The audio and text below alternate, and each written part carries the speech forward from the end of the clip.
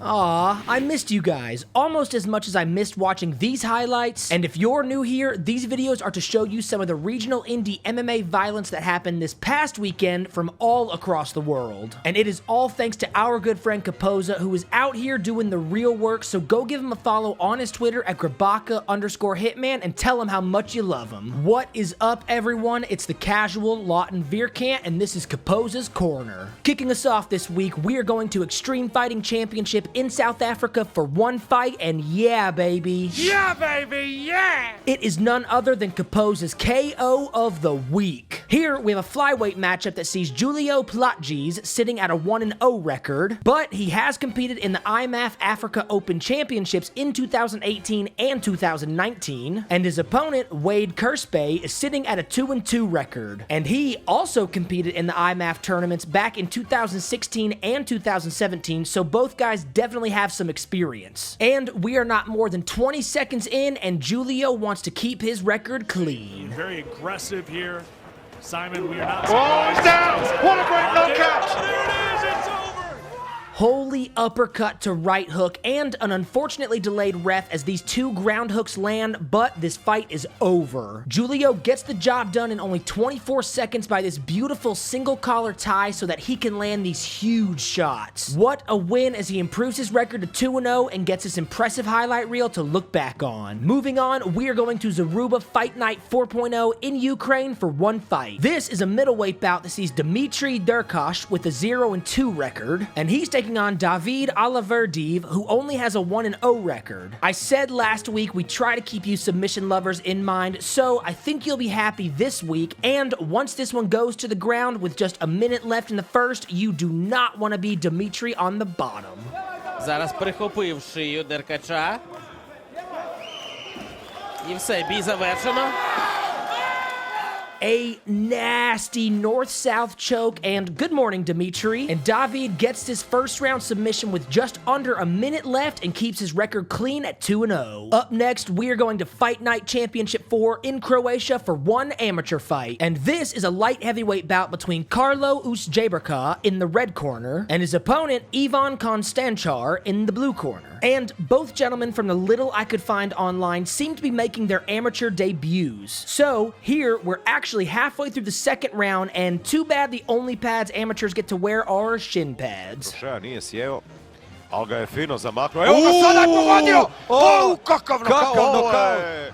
Yeah, an overhand left that sent him out, and then one hammer fist that rose him from the dead. Carlo lands this beautiful shot just 2.5 minutes into the second, securing this win and getting his first W added to his record. Now we're going to ACA Young Eagles 21 in Chechnya for one fight. Here, we have a bantamweight fight that has Jabrail Malsagov with a 4-0 record, and he's up against Firuz Nazaraliev, who has a 5-1 record. For this fight, we're nearing the end of the first round when Firuz gets taken down and gets settled into a full guard position, but remember when I said submission fans would be happy this week? Ты ничего себе, это какой-то он так шею обхватил, это удушающий. Сдача, фантастика! In what appears to be a ninja choke, mind you, from the full guard position, which doesn't happen often, Malsagov tries everything to break free and even flips Firuz to the top, but that just isn't enough and he is forced to tap. Absolutely brilliant submission from Firuz as he lands this first round win and improves his record to 6-1. For our next fight, we are going to Cage Warriors Academy Wales 4 event in Wales, no surprise there, for another amateur bout. Here, we have a middleweight matchup between Lewis Williams, who has a 1-0 record, and he's taking on James Walmsley, who also has a 1-0 record. We've got another quick one as we are only 55 seconds into this fight, and check this out.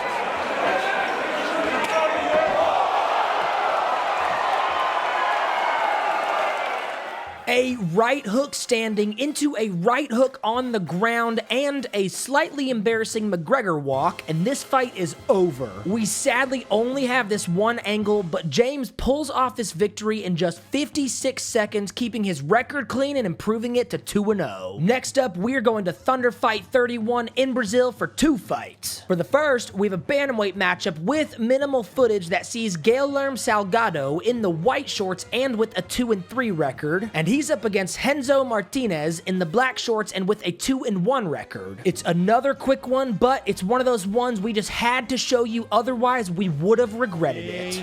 Entrou ajoelhada. Olha só o chute alto! Man, I wish we had a second angle for this one, but you can still see this beautifully placed left high kick from Martinez that just folds his opponent down and out to the canvas. Just a fantastic highlight as he secures this win in just under 2 minutes of the fight and improves his record to 3-1. For our second fight at Thunder Fight 31, it's definitely an interesting one, but we have a light heavyweight matchup between Manuel Vitor in the greenish trunks with the white trim sitting at a 1-0 record, and his opponent Alberto Ferreira in the black and gray shorts with only a 0-1 record. There's really no way to explain this one besides saying it looks like a back alley brawl, but these two guys are all offense and no defense, just throwing haymakers at each other for 50 seconds and eventually someone gets lucky. Deu uma balançada. É só trauletada. Manuel Vitor! Well, it definitely wasn't the prettiest knockout, but I assume if you're going into a fight like that, you can only do it for so long. And Vitor finally gets the ref stoppage after a right sends his opponent down, securing him the win and improving his record to 2-0. Moving right along, we're going to Budo Cento Championship 4 in Mexico for one fight. This is a middleweight fight that sees Romero Orozco sitting at a 2-0 record, and his opponent, Alessandro Macedo, has an 8-3 record. Here's another fight that makes it to the second round and actually almost has a bad outcome when Orozco is eye-poked just a minute in, but he says he is good to go, and I believe he uses that motivation to do this. Pace here, and you know. Oh my goodness! Oh my God!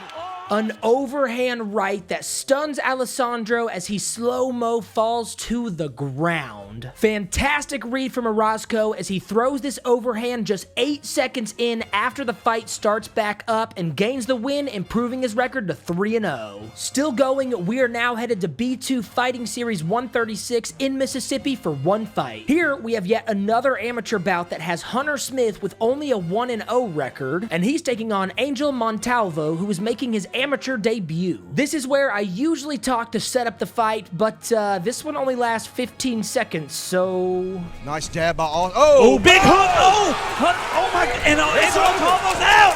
Hunter Smith with another 10 seconds. Yeah, a left hook that I don't know how it didn't knock him clean out, but the follow-up shots get the referee stoppage and this fight is over. Hunter's only other fight is documented as a 12-second knockout, so this guy apparently likes to end them quick. Congratulations to him as he secures another win and improves his record to 2-0. For our last fight this week, we're going to Fighting Alliance Championship 10 in Missouri, where we have a featherweight matchup for the vacant title between Brad Robinson, who has a 5-1 record, and his opponent is the much anticipated prospect David Onama, showing an amateur record of 9-0 and a professional record of 7-0. He definitely has my vote, and as we near the 2-minute mark of round 1, someone's about to be our new champ. Hands down there. Let's see if David goes to the high kick with a big right hand as he circles out, and a flurry comes in, and it's all over.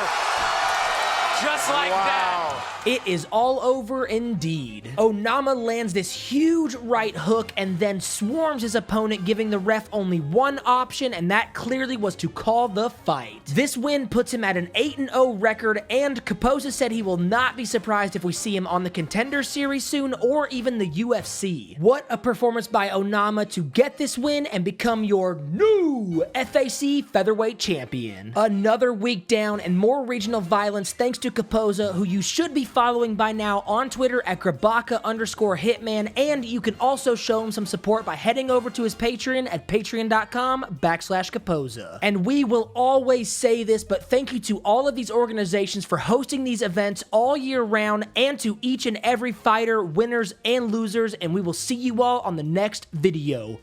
Peace!